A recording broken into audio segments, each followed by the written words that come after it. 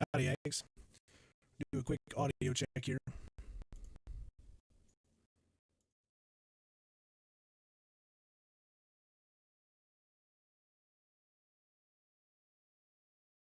Check here.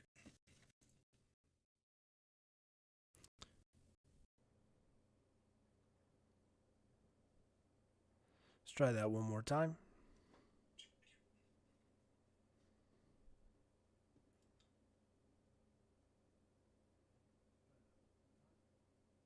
Let's try that one more time.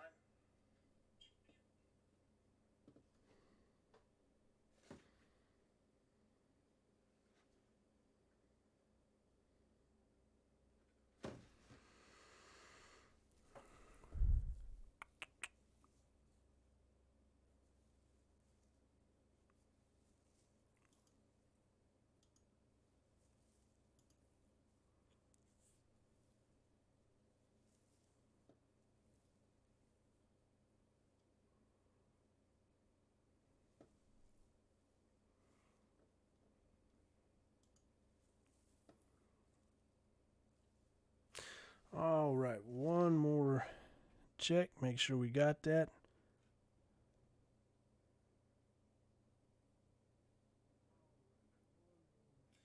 All right, one more check. Make sure we got that.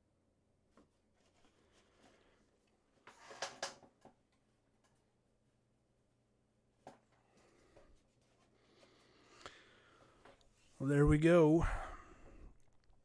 So we're back. It's been a spell. Gosh, it might have been 2 weeks now at this point. Busy times.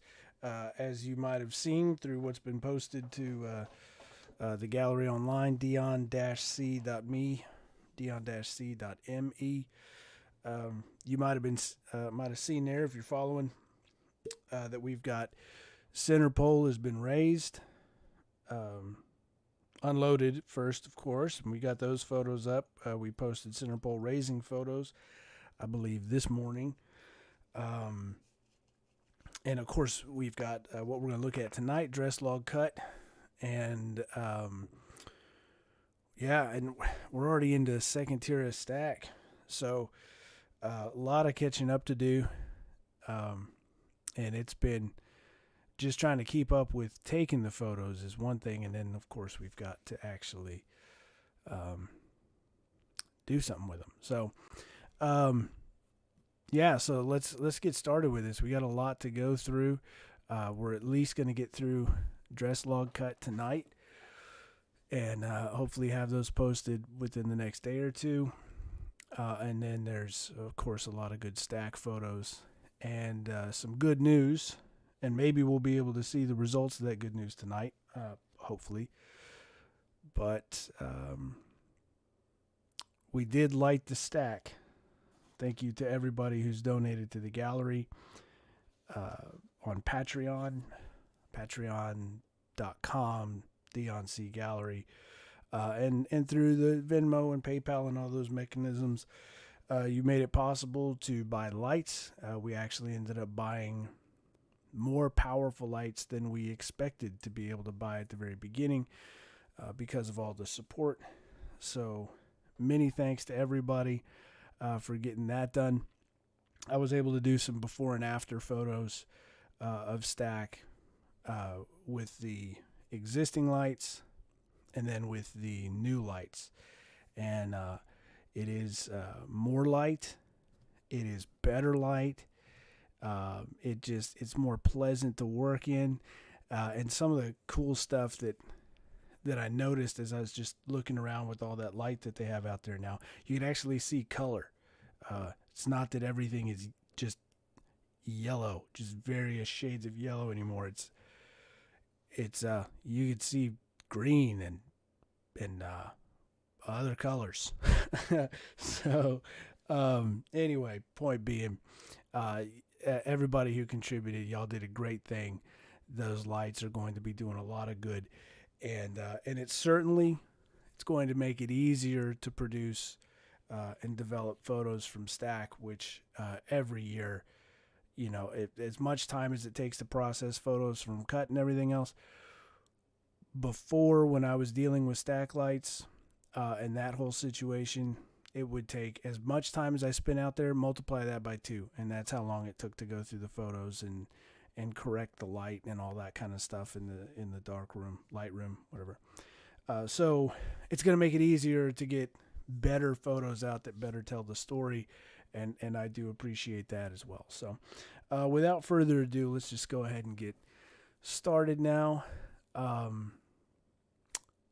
with Dress Log Cut for Student Bonfire 2021. Dress Log Cut is traditionally, and also again this year, the final cut of the season. So what we're going to wind up seeing is also a little bit of dress log load. Swamp stick load for the PG audience. We're going to get to that. That'll be at the very end. Obviously, you got to cut the trees down first before you get to that. So let's pull this thing up and get rolling.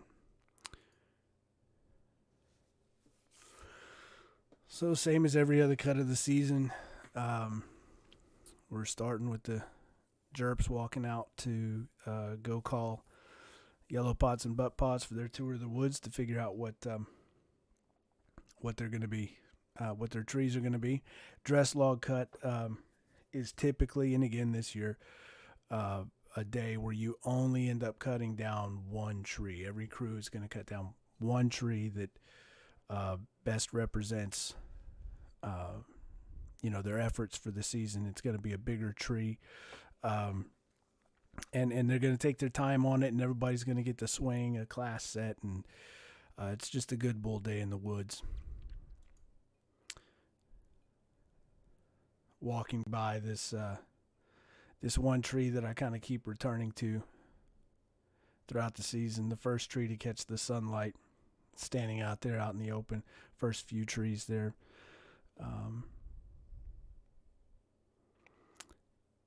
And then they go to where they usually go, where they've been going for the season. It's between these two trees up here is where they're making their call.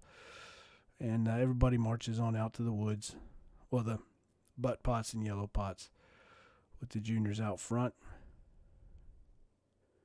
I will say that this year the layout of the woods makes for a pretty long run for the Yellow Pots and Butt Pots to begin the morning. It's typically a little bit shorter, but they've got a good ways to go to get back out and tour all the woods and make their run back. Seniors waiting for everything to get rolling. And then the crews start queuing up at this point along the path, waiting for the go-ahead to get into the woods. And I was just trying to kind of set up at the before everybody started walking in, trying to find a good angle because there was, this has been a good year. There's been a lot of participants, a lot of motivated folks, and everybody's starting together in the mornings, not getting a lot of stragglers this year. So it makes for a good walk-in, good representation of walk-in if I can find the right angle. And that's what I was trying to do here, was just get set up and ready for everybody to be walking in. And catching here the yellows, the first yellows coming out, running down the path to go back and get their crews and tell them it's time to go get in the woods, and finding some seniors there ready to mess with them a little bit.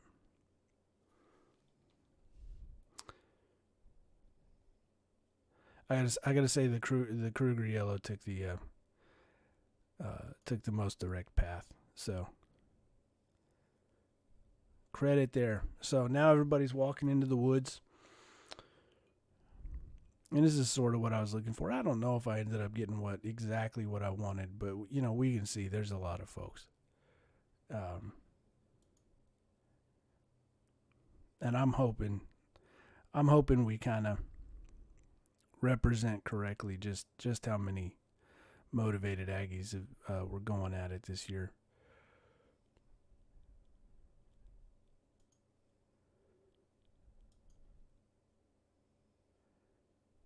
there were a lot. It's a very, very impressive and motivating year.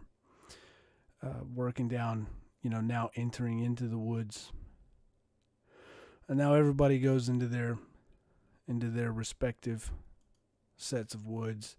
And so on dress log cut day, on a regular weekend, I'm gonna go around and I'm gonna pay attention to stuff like where am I able to take the best shot? Where's the light, what I need it to be, and whatever. And I try to make sure that everybody over the course of a whole season is fairly and equally represented in their efforts. But dress log cut, it's sort of like family cut in that, man, I gotta. I'm moving all day because it's only gonna happen one day. You're only gonna have this one day, one time, and so I'm trying to get around and get everybody doing what they're doing.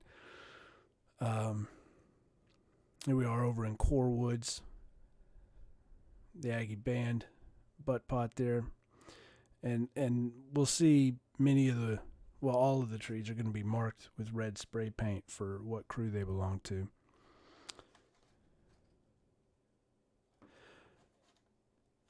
And there's the Corps working on theirs.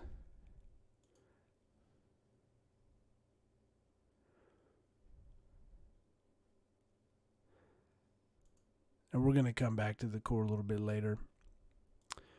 Ran over to FHK. Something else that you see a lot at dress log cut is the chiefs in yellow for every outfit standing together, watching everybody take their swings. It's kind of it's a nice experience after you've spent this time. I mean, these are when you're a chief, these are your brothers and sisters are going to be groomsmen at your wedding, and godparents to your kids and the whole thing. And so that's just the nature of this experience. And so this is kind of their last moment together in this role out in the woods. And you try and soak it up. And honestly, when you're doing it, you're not thinking about that stuff. You're thinking that you're hanging out with your buddies for the last time as chiefs and chairs and everything for cut. And not until later do you realize just how cool that time was, bringing it all together.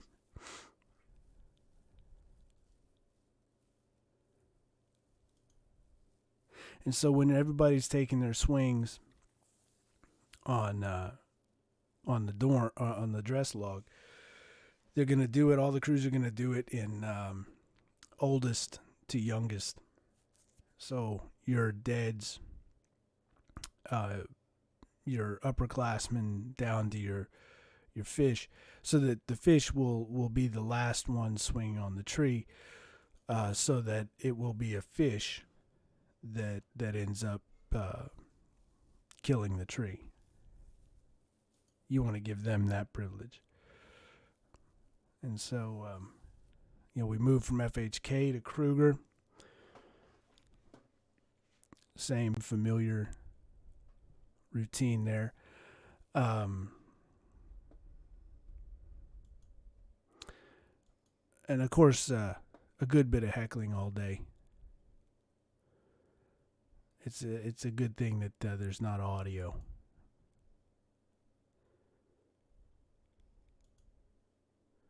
But here they are razzing their yellow pot as he sets the wedge.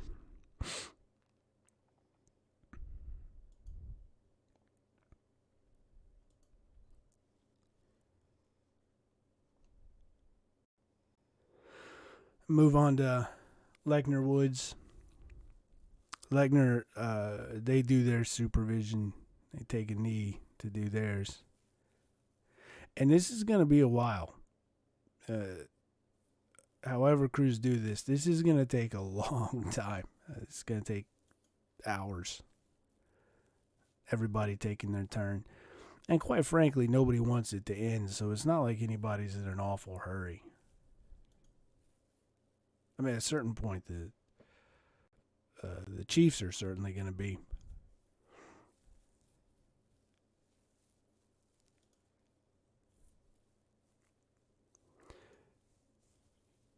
One of this year's senior Reds is a former Lechner yellow, and so he's in there to take his turn swinging.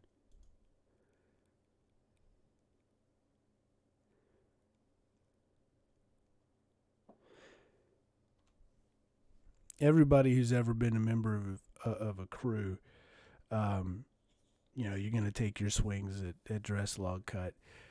Even if you do only come up just for dress log cut as a dead, as a former active member of that crew. I know I took a couple swings on Waltons. I usually try and do an old Army class set. So for those that aren't familiar, a class set of anything is whatever your class year at A&M is. You do that. So these days, a class set would be, if you're a freshman, 25. Sophomores 24 and on. I'm class of 03, so I know that there was already discussion when I was a fish about at what point a class set transitions from being 100, 101, 102, 103 down, back down to 20s or whatever. So I people are dropping back down to 20s, but some people are still doing the old Army set, which is 125, for example. All of which to say, I did, for the first time ever, I did a new Army class set. Still recuperating a little bit from a little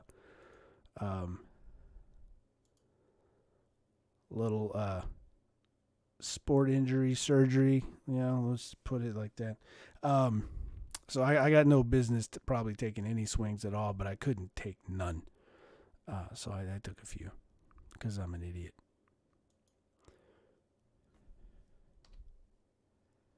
But it was a new Army set, so I'm a 2%er. Whatever.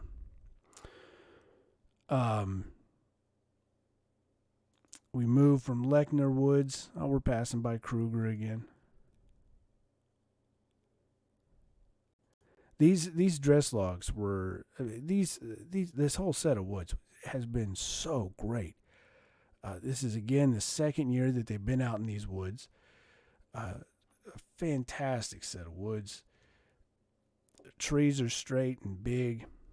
They're vital trees. It's just great. They took a little bit of a hit with the winter storm. There's some trees that you find out here that are covered with leaves, but they were already brown to start the season, which means that they set leaves in the spring and then just died. And that's been going on all over Texas after that storm. They found that there's lots of trees doing that, especially oak trees. But still, even with that happening, these woods have produced just some really great stuff. And I know we talked about it a few weeks ago, that we talked a few weeks ago about how these woods could be used for probably at least one, maybe 2 more years. There's just so much of them. And it's obviously not my decision. That I got nothing to do with that. But I do know from prior experience that you don't want to go too many years at one place, because then you're going to lose the institutional knowledge about how to go find and prepare new woods. And so really more than 2 years, and you're going to start losing that knowledge. So again, not my call, but 2 years, and maybe they'll bump off to someplace else, and then come back to here later. it is important to make sure that everybody still remembers how to do that part of the job. Kind of important knowing how to find woods and get them set up. So we moved over to Heart Woods.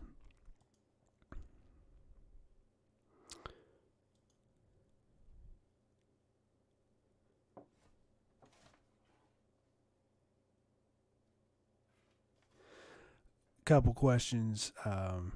Is first tier a good size? How many logs are used this year? I don't have a log count this year. Not yet, at least. Pardon me. I know that there's still a lot of logs on the ground in the woods. They've got a good quantity of logs out at stack site. Looks like they'll be able to cover the windle sticks. First tier is very sizable this year.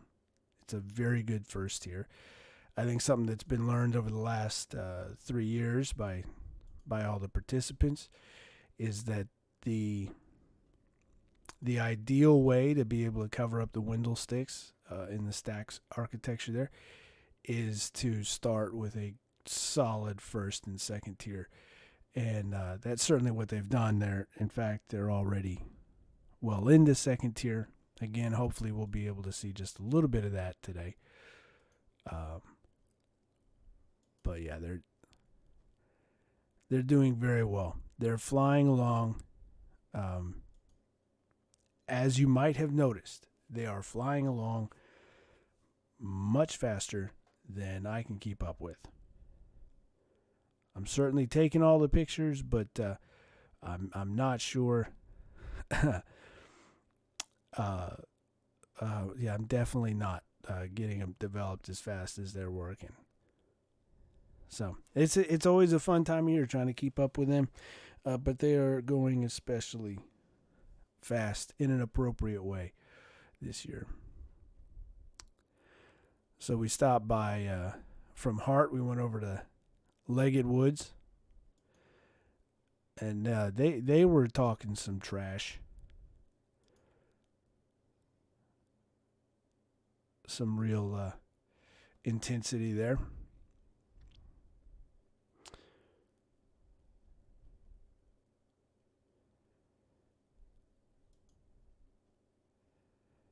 Headed over to Neely Woods after that.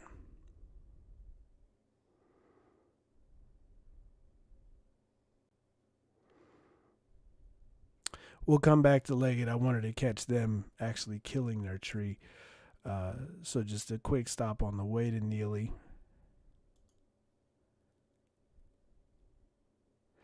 And we'll see. Neely was also bringing the heat too. Very salty over there at Neely.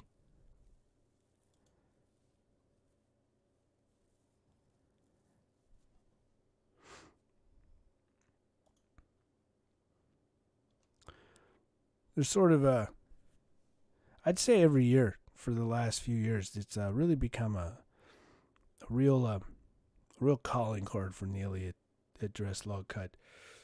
Is the smack talking. It happens in all the woods every year, but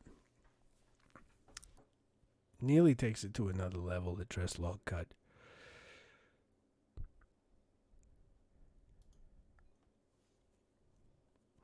So there we see another one of the the spray paint jobs there.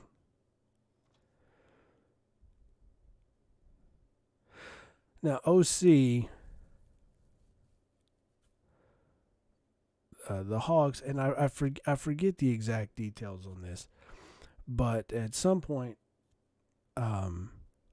OC started cutting down 2 logs. That's become sort of their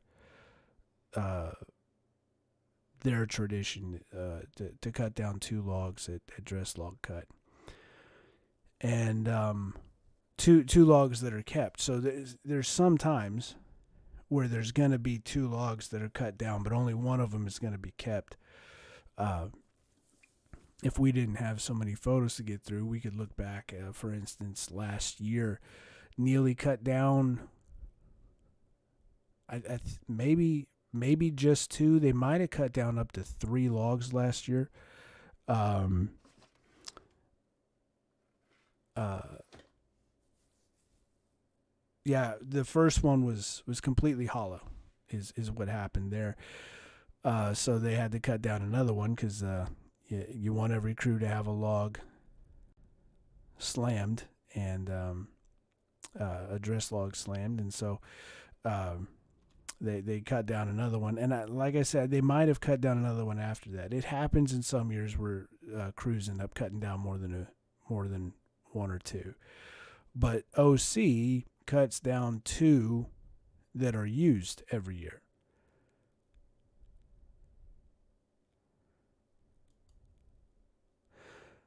So this is them working on their first one, and I'm just playing around. I'm going to mark a couple of these and come back. Taking a very distinctive approach to the wedge there, as we see. So anyway, I was trying to get that. There's an interesting attack route there. Getting everybody queued up and watching, waiting their turn.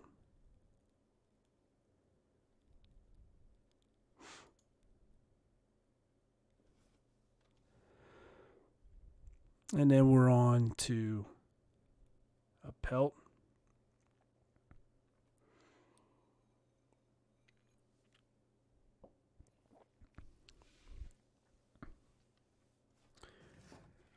A pelt has done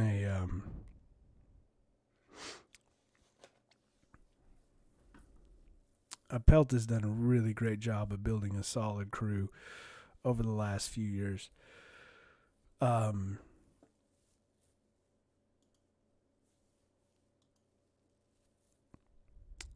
Another South Side dorm. Bonfire is always,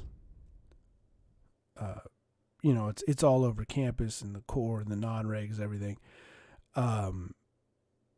North Side has always kind of had the reputation of being particularly motivated, and that goes all the way back to on campus. The fact of the matter is, though, this South Side had some very active, very motivated, very squared away dorms. I know I wore my load shirt to HEB the other day, and it's a load shirt that Walton gave me last year. And then I'm walking out of HEB, and then this guy walking across the parking lot, he yells, "Yeah, I know Walton loads, but Dunn unloads. Dunn load." He was trying to bring a little bonfire heat in the parking lot of an HEB, class of '96, I believe, 96, 97. So that north-south rivalry, it never goes away. To complete strangers, you're gonna talk that trash. And anyway, Appelt has done a good job of bringing that motivation back to Southside among the non-regs, and that's nice. And I know that there are other dorms that have taken note. There are other dorms that other people live in other dorms that are coming to cut with Appelt.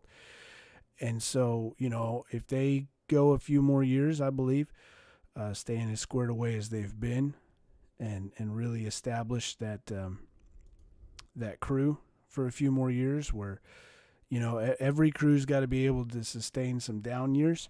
It's going to happen for everybody, and I think that to me, that's kind of the benchmark of when a crew is ready to start creating another crew, is when the crew shows that it can handle a couple down years. That's a good mature crew. So Appelt hasn't really had a down year since they've formed. So it still remains to be seen. I think that they're doing a great job, and I don't think it'll be very long at all before you're going to see a few more Southside dorms come back online. So here's the load pot. We're now moved over to Walton Woods, and so we find the load pot taking his class set of swings on the Walton dress log with a sledgehammer, as the load pot would make sense for the load pot to do, the sledgehammer that you would use to pound the truck sticks in.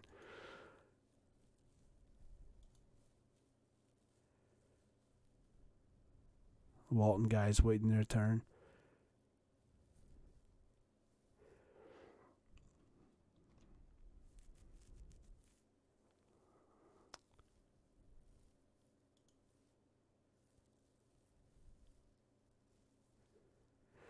And at this point, yeah, this was the core woods.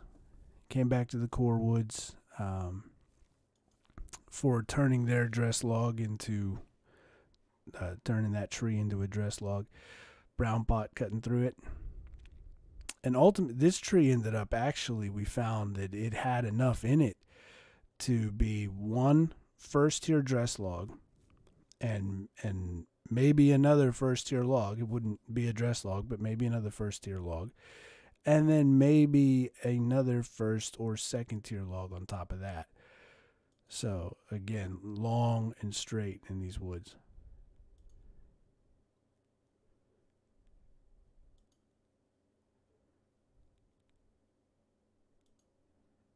So here, made a trip back to Schumacher, and they might have had one of the bigger logs, one of the bigger dress logs of the season. By the time I'd made all the rounds and got to Schumacher, I know I was over towards the front. Yeah, had just been at load, and I just got a feeling all of a sudden. I said, "Hey, wait a minute, where's Schumacher? I need to go find Schumacher." And obviously I get there just as their tree is coming down, and I get in some spots to get the right shot or whatever.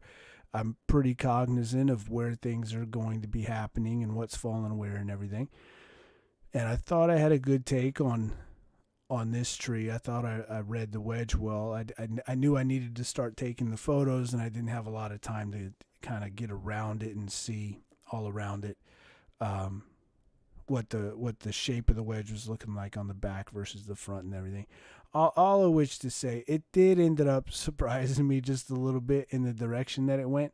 So you're going to see a big jump in time between just about killing the tree and then here getting the tree off the table. So that big jump in time between the tree not being here is somewhere between here and here is where the tree directed itself in pretty much my exact direction. I've got the telephoto on here at the worst. This would have tickled me a little bit with the branches or whatever, but I did have to do some moving around a little bit. Yeah, so that was fun. That hasn't happened in a long time. That was fun. So they get the tree off the table, and every crew's got a little something that they're gonna do. Schumacher here, they busted open a Mountain Dew. Lost a little bit more of it than they expected. It was just supposed to open it like the fancy French restaurants do with some champagne or something. But lost a fair bit of it. Passed it around.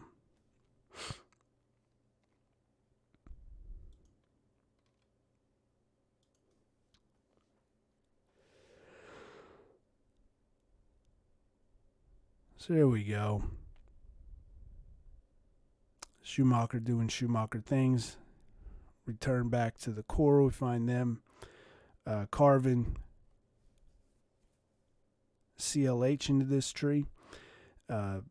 We talked before about how the outfits, each of the outfits has their own butt pot, and they added another layer of command and control to that hierarchy, which is these kind of top level butt pots that all the other butt pots report up through. And there's two of them now. NSW and CLH are for Christopher Lee Hurd and Nathan Scott West from '99. But every crew is gonna carve their initials into the log, and so the Corps is gonna carve their NSW log and their CLH log. And there we go. We see the butt pots handle there.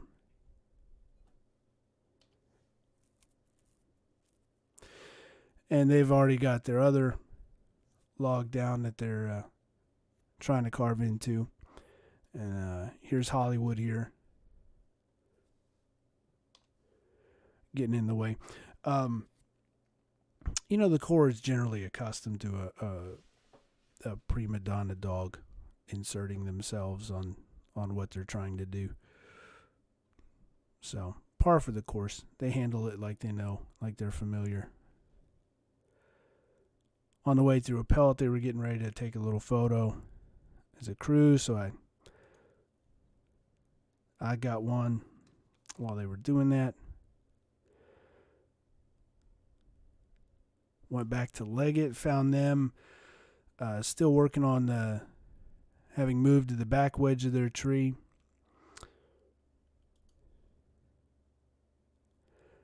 So there was still some more to do on that, so we'll come back. I think when we came back again to Leggett, they were actually killing the tree. Here's Neely.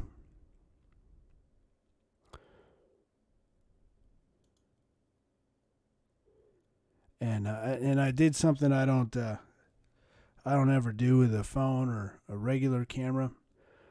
I don't know what moved me to do this, but we took a selfie. And if anybody hasn't seen me in a while, and you're wondering, hey, I wonder how Dion's living. Like that. The extra chin and everything these days. But yeah, so it was a little selfie action. Oh, man. Gosh. I gotta work on that. Good gravy.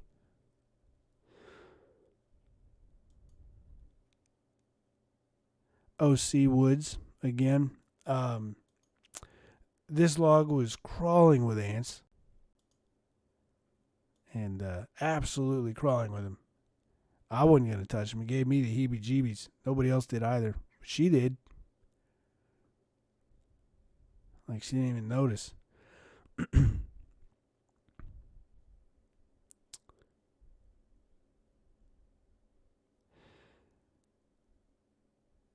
Yeah, and I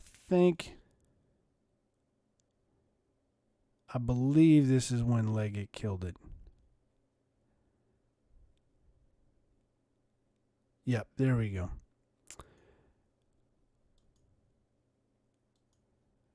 So this tree was really, I think this was the last dress log to come down.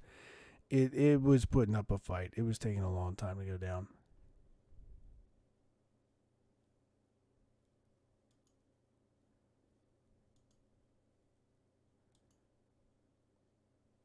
But they got it.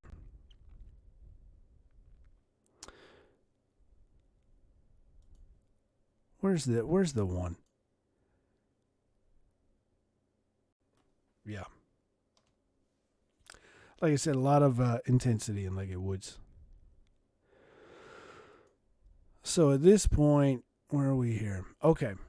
I ended up spending a good bit of time at Dress Log Cut. A little quiet corner of Walton Woods. Well, Walton Woods. Who am I kidding?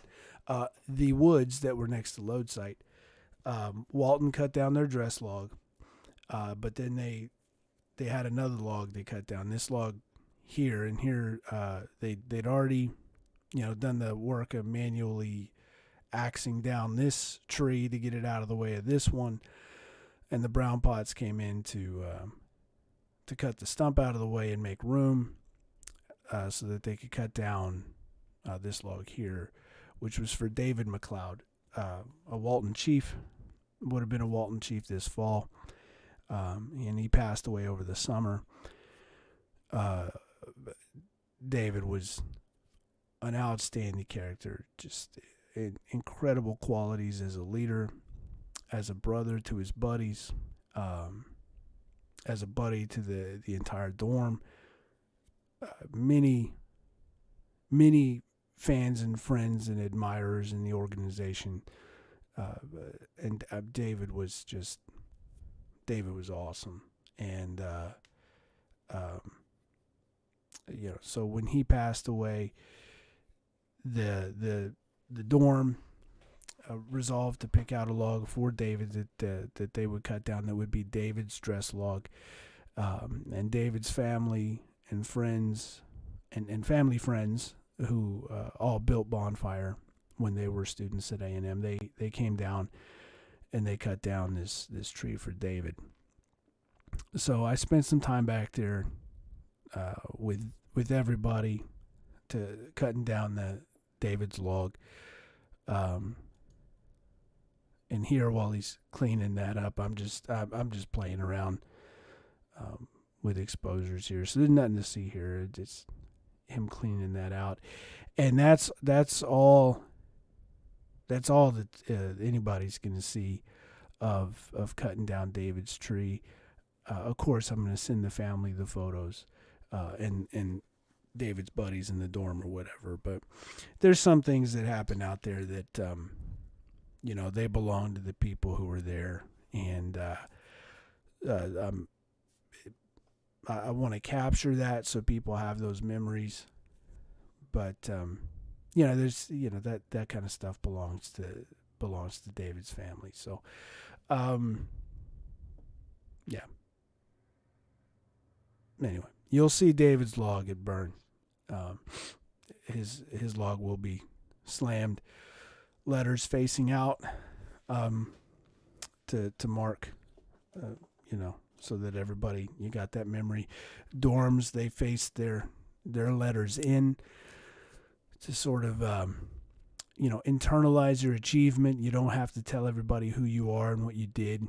You and only you should know where your log is, where your accomplishment is, and you have to internalize the rest. It's one of the great symbols at Bonfires, this idea that you don't have to advertise who you are and what you've done. And that's the idea behind the dress logs. But then when a crew is no longer going to be a crew, when the dorm is shut down, when the outfit is disbanded, or whatever else happens, that on that occasion, when you cut down the dress log and you put the name of the crew on the dress log, when you stack it, you face it out, so that there can be that, the one time anybody's going to recognize what you've done on burn night is when it's all over for your outfit, or for your crew. And the same sort of thing happens with dress logs. And it has happened for people who were important to the organization. Hans Betten had a dress log when he passed away some years ago. There's photos of that. And again, we'll look at those at some point. I think we've even looked at them last year. But David's going to have a dress log. And when you're building Bonfire, when you're in the process of it, when it's your thing, you're not worried about whether or not people like what you've done and want to give you an attaboy. But when your job is done, yet everybody who loves you is going to make sure that you're recognized. So anyway, dress logs, just one of the fun and important Bonfire things. So what we saw here was dress log load using the let's swamp sticks. Again, we're going PG-13 here.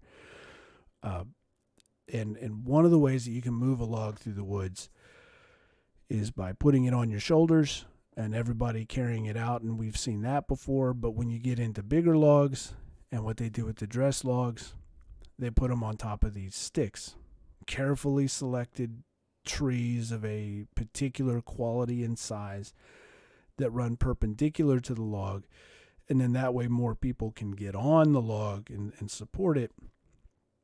And you've got the ability to kind of move over uneven terrain, move through mud and other things that you shouldn't be carrying a log on your shoulders in. And so that's how you get those logs moved in the woods. Now, that hasn't been necessary in some years, but dress log load is the time where you can kind of practice that technique and also get the logs, these bigger dress logs, up on the truck in the safe way with these swamp stakes. So it's a very rigorous, carefully coordinated and instructed process, and every crew that brings their dress log to the truck is going to have the opportunity to swamp stick, truck stick load. And you start by getting everybody lined up by height order, but not height of the shoulders, not height of the top of the head. You're getting everybody lined up by height order of the crook of their elbow. So that's what's going on here.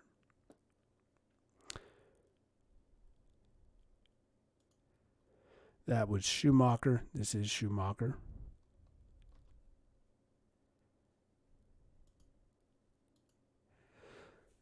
And there's their dress log getting ready to roll onto the truck.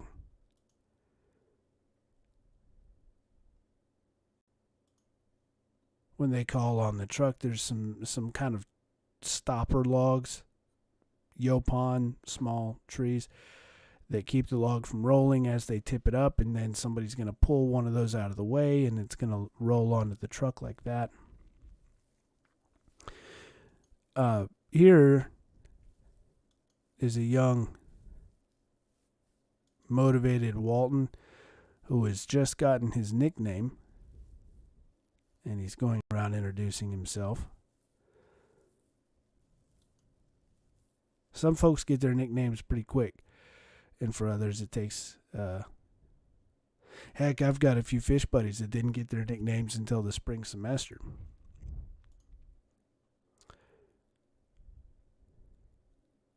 So here's a pelt getting theirs loaded.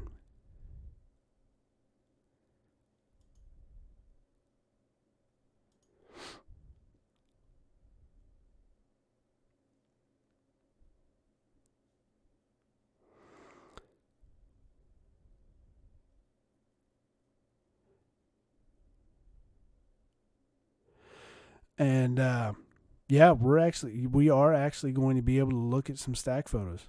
Look at this. We're getting close to the end here, and we will definitely be able to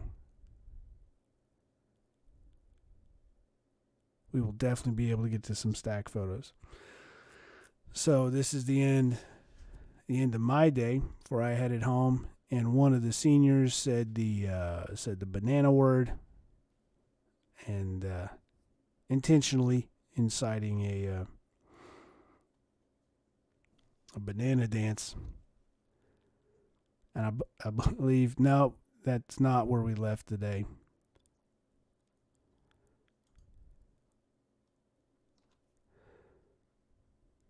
I think we got one more log going up. Yeah, this was Walton's. If this was not, this might have actually been David's. So you see people bailing out here. The truck sticks are safely on the well onto the bed of the truck there. This is that moment where you get everybody out from underneath, who's between the log and the truck, and then tip it up and get it onto the truck. Driving home the truck sticks to keep the logs on the truck. There's going to be many more of those on a dress log loaded truck. It was really at this moment that I realized, hey, wait a minute, I hadn't taken any photos this year of the sledgehammer putting truck sticks in. And this was literally my last chance to do it. I realized it on my way out, and I'm not sure that it works, but whatever. So that is dress log. Dress log cut, the final cut of an outstanding cut season. Very motivating. And now we're going to jump into some stack pictures, I think. I'm going to answer a couple more questions here while I get everything moved over to the stack photos. See what we got.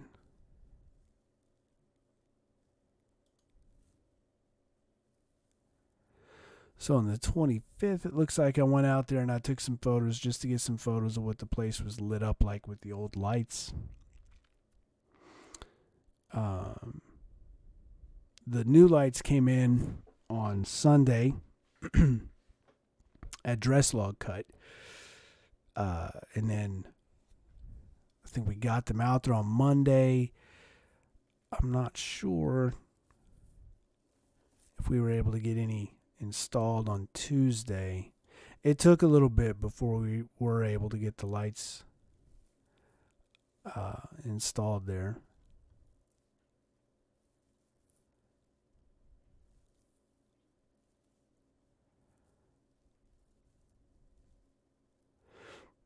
They very quickly got to work on actual stack. You've got red, brown, green stack, which is when the red pots, brown pots, and green pots, senior red pots, junior red pots, brown pots, and green pots all work together on starting stack, establishing the first tier. So we got some of that, and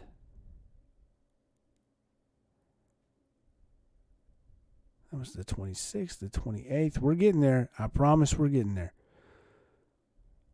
What happened on the 28th? More photos, of course. More stack. More red, brown, green stack, I should say. Were these the ones? Yeah. Let's see if you can see. These are undeveloped, so. All right, that'll be the 28th. I'm getting there, folks, I promise.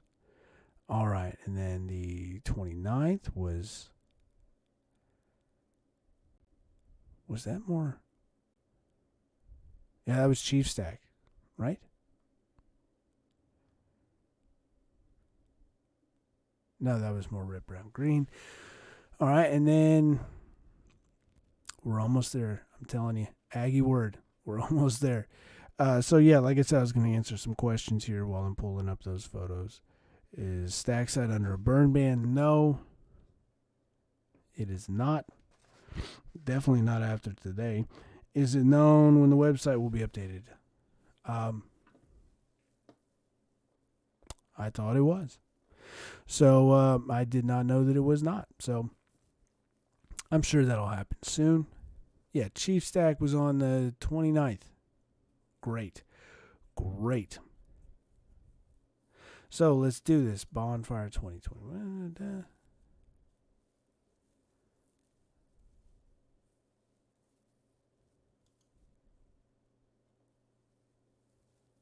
All right, let's see if we can see the difference here.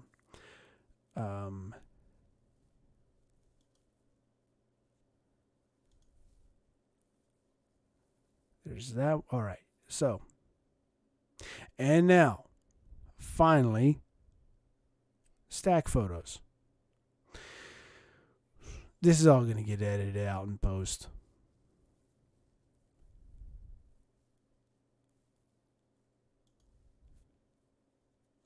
There we go. So here is stack with a couple things here. Talking about those lights. I am on, at this point, I'm standing at the, what is that? The west? Yes. The west side of stack. And so look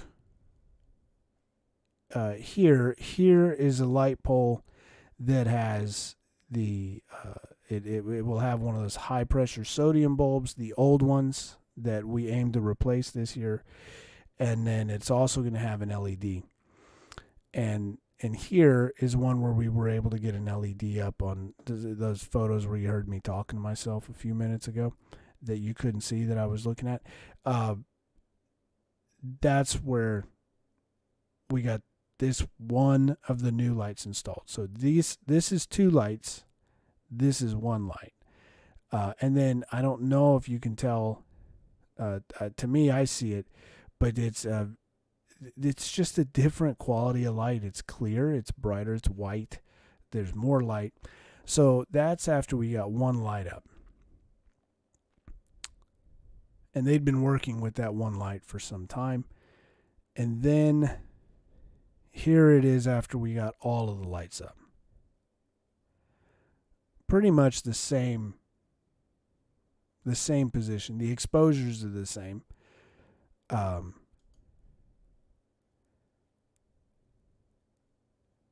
New lights, old lights. So I did I get a little bit closer with that one? Anyway, one thing that you can see is the light is already, without having any lights pointed anywhere else, there's a lot light. The light is making it far beyond the chalks. So all of that to say that these new lights that everybody that supports the gallery were able to provide for Bonfire have been already a great improvement. So thank you for that. And now, without further ado, let's look at stack. I believe, what these are going to be? I believe these are going to be early in the morning on Friday. Here's a look inside. This is inside stack. The logs are going to kick out a little bit. Your first tier logs kick out from the base a little bit. So you can see that here. Here is center pole. Here's a cross tie there. I'm going to rotate this 90 degrees before it's published. But that's what the inside of your stack looks like. This is definitely early in the morning on the 29th. Checking the ropes.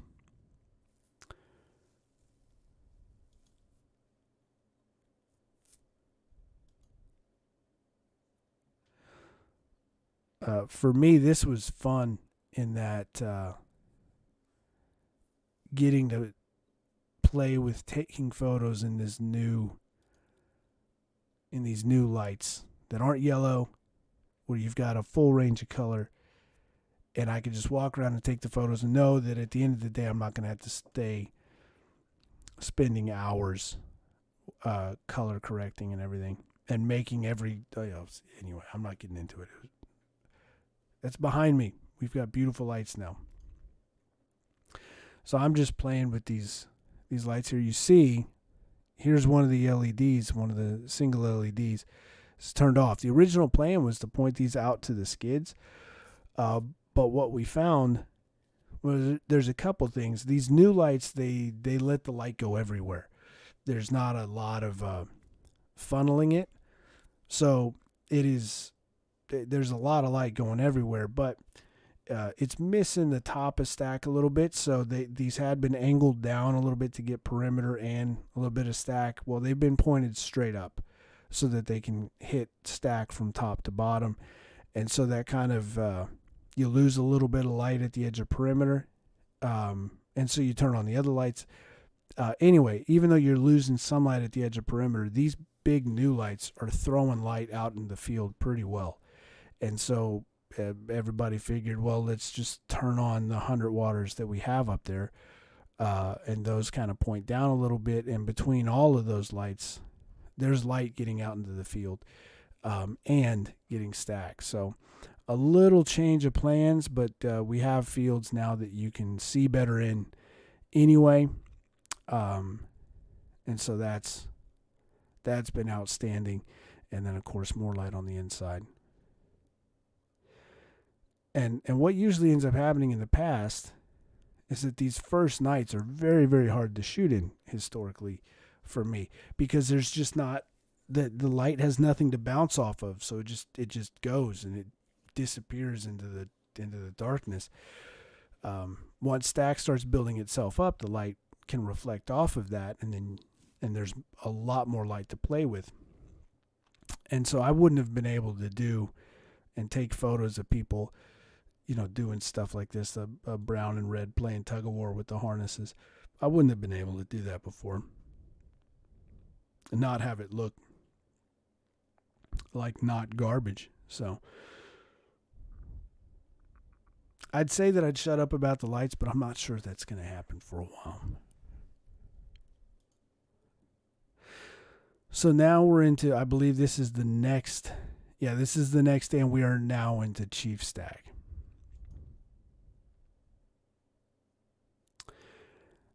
And so these are going to be the first logs that are being put up by people who aren't red pods, brown pods, or green pods. Yellows are going to mark the logs. Browns are going to come cut them to length. And when they're not cutting logs to length, browns are going to sit in the corner and wait for somebody to call them.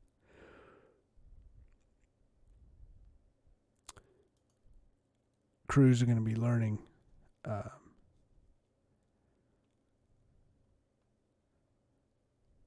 how to wire, getting their first chance to do that. Yellows are calling quadrants. That's how it starts. Generally speaking, the yellows are going to call quadrants.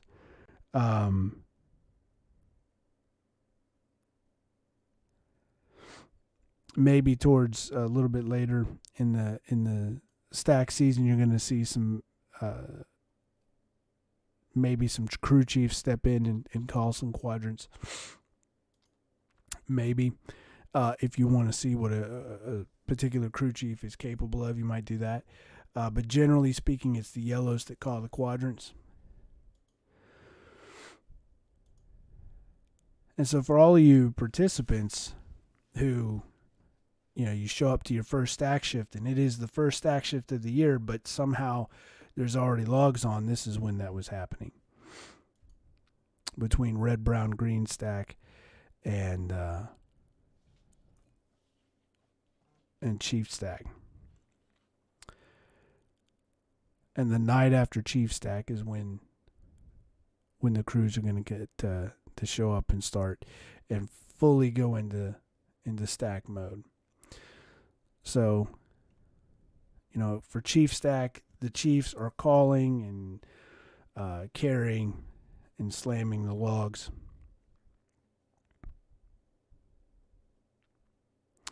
As somebody said, you know what, it might be a good idea. What do you think? This sounds crazy. What if we let the underclassmen show up and do this work? A brilliant idea. By the next day, that's what would be happening.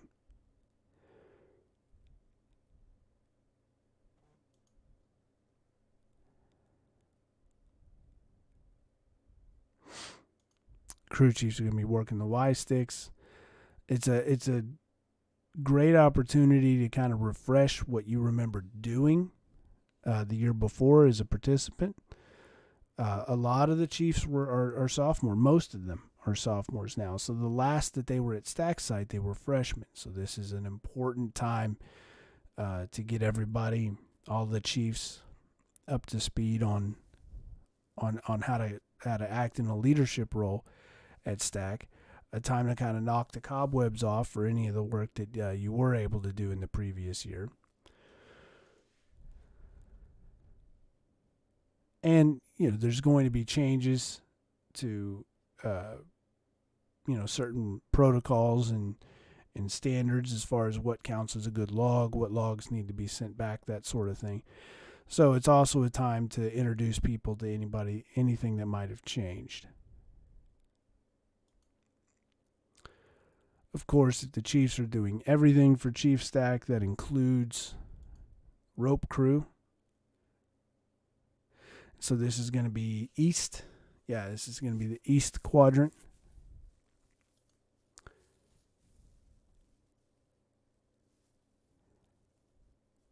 And if they're doing everything, they're also going to be working the RAM.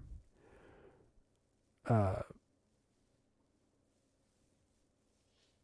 the RAM is a big piece of log with a rope around it, and they use that to hammer the base of the logs in. And that's what they're doing here. If you've got a log that didn't sit exactly right, you're going to use the ram and get that in the place where it needs to be. Now, there's Lechner's. There's a chief pot for Lechner. There was a time where Bonfire was, the question was being asked, what are you going to do if we're not playing TU anymore? And I know we talked about this, I think, earlier in the season, but, what are you going to do if we're not playing TU anymore? Why would you even build Bonfire? That's been gone over at length, probably said a million times. Certainly, I know I ended up saying it at the Parents Bonfire Primer. Find that video at the beginning of the year. But at the end of the day, everybody who's built Bonfire knows that it's not about TU. That was just kind of a convenient thing to throw into it. But still, people insisted that, no, you've got to, if there's no TU, then what's the point? You're not going to win an argument with them. So the best answer you got there is at some point we're going to play them again. And we can't just pick right up where we left off by that point. So if we're going to be prepared to beat the hell out of TU and rekindle that rivalry and that motivation, and if we're going to have a class of young people at A&M who understand and feel that and are motivated for that, well, we got to pass that down. You got to do it year after year after year until that time comes. And Lechner always does a good job of being very pointed in their little reminders to beat the hell out of TU. I don't know exactly why Lechner is so good at putting that everywhere, all over their stuff, their chief stuff. Maybe it has to do with them having orange pots. Maybe that's what it is to help everybody understand that, our pots might be orange, but I don't know. Just a theory. Anyway, that just reminded me of that as we look forward to beating the absolute hell out of TU. I honestly was happy to never play them again. I couldn't care less. I absolutely could not care less about TU. Really could not. But, I'm starting to get motivated for it. And after the last few weeks, geez, man, if we could play them every weekend, that would be spectacular. I would have a field day with that. I think the Aggies are ready across the board, on and off the field. Certainly a Bonfire.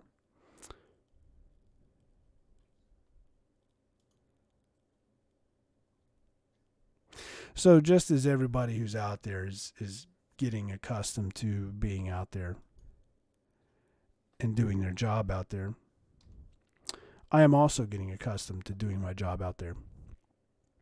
It is a very unique environment to be in and to try and photograph, and it takes some getting used to. It's why I go out to red, brown, green stack with the camera. I'm going to go out there anyway, but that's why I bring the camera out there.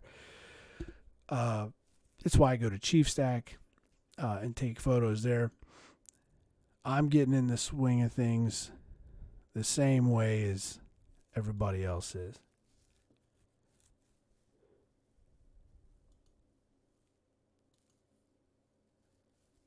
Seeing if there's anything new I want to try that season.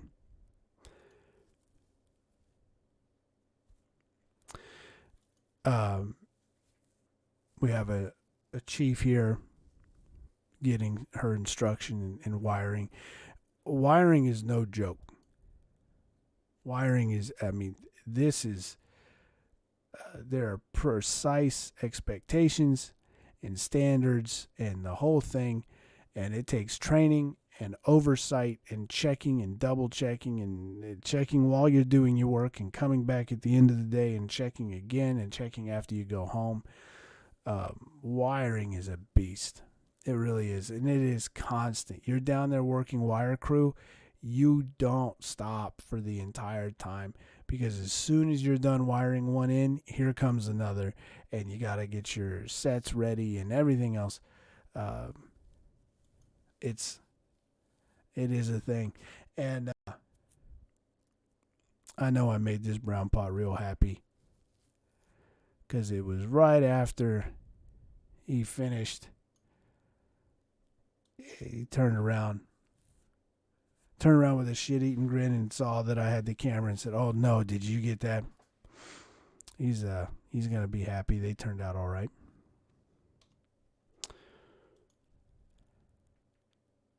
Even gonna have red pots working Y sticks at Chief Stack. Go figure. It happens. So we're through Chief Stack. I'm gonna call it a night at this point. We'll take one quick peek at what Stack looks like now.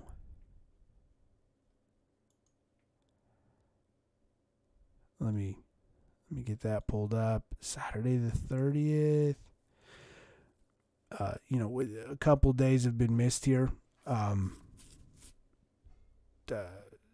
Tuesday was Silver Taps. Today was obviously a rain out. That's why we're doing this now. That's why I'm not out at Stack Site taking photos. I got to go back and look. I don't know how many of these things I did last year during Stack. Just because of, I got to squeeze these in whenever I can squeeze them in. In any event, they lost Tuesday and today.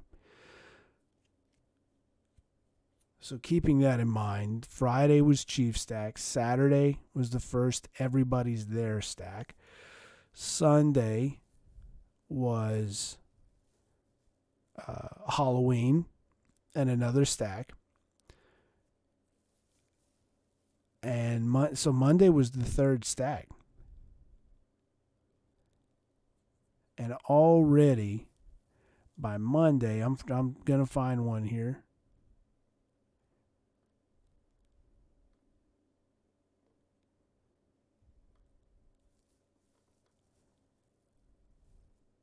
There's a lot here of groundwork.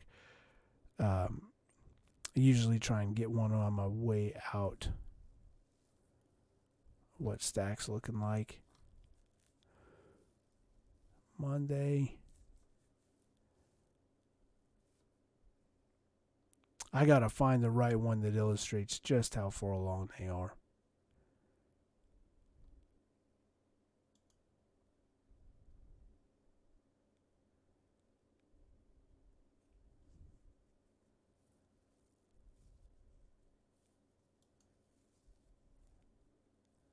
I think this is going to be the one.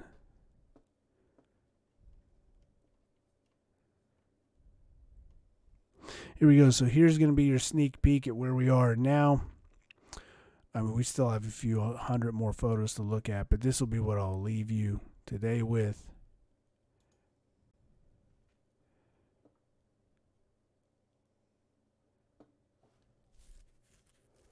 That stack now. 3, 2, 2. Yeah.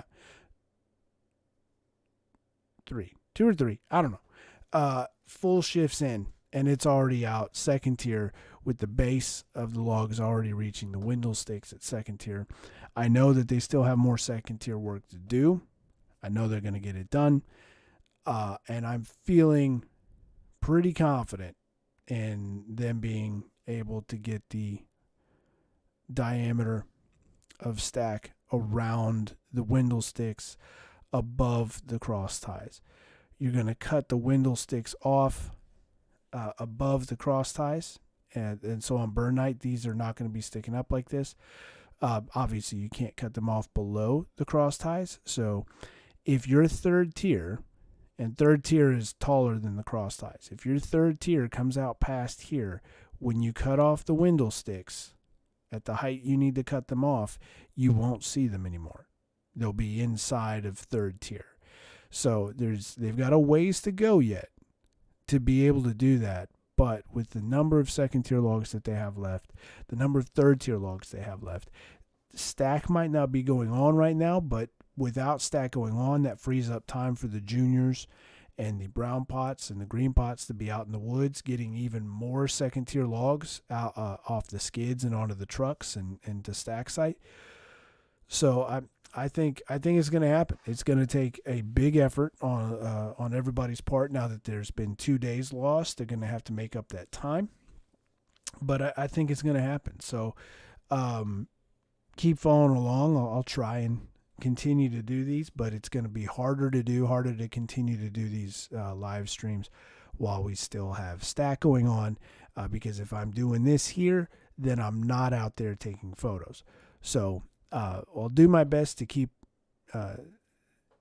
jumping in on these when I can, but most importantly, getting the photos done and posted to the website. So again, thank you to everybody for supporting. Thank you for everybody who helped light the stack. Really happy with how things are turning out that way. The light's great. It's good for everybody. It's enjoyable to work in. You don't have a headache at the end of the night. You're not living in some apocalypse now world. It's nice. And so thank you for everybody who helped make that happen. Thank you, everybody, for your support, not just for the gallery, but most importantly for bonfires. StudentBonfire.com/donate. Learn how to make another season happen and another one after that forever. StudentBonfire.com, Dion-C.me with the photos. Build the hell out of bonfire. Beat the hell out of whoever it is this week. See you when it burns, Aggies. Gig 'em.